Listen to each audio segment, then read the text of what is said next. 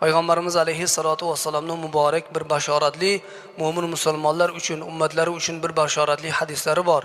Hazrat Payg'ambar alayhissalom aytdilarki, qaysi bir musulmon erkak yoki musulmon ayol juma kunida yoki juma kechasida vafot qilsa, Alloh subhanahu va taolo o'sha bandani, ya'ni o'sha muslim va muslimani Alloh taolo qabr azobidan xalos qiladi.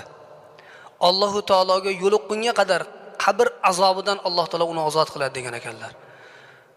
Mo'min musulmonlar uchun eng katta Payg'ambar alayhissalatu vassalamning ulug' bashoratlaridan biri mana bu hadisdagi aytilgan qaysi bir insoniki agar juma kunida vafot qilsa, kunduzi bo'ladimi, kechasimi, bu ba'zi ulamolarimiz aytgan ekanlarki, husnul xotimani belgisi degan ekanlar. Ya'ni xotimasi chiroyli bo'lishligini belgisi juma kuni yoki kechasida vafot qilishlik degan ekanlar. Shunga yo'ygan ekanlar.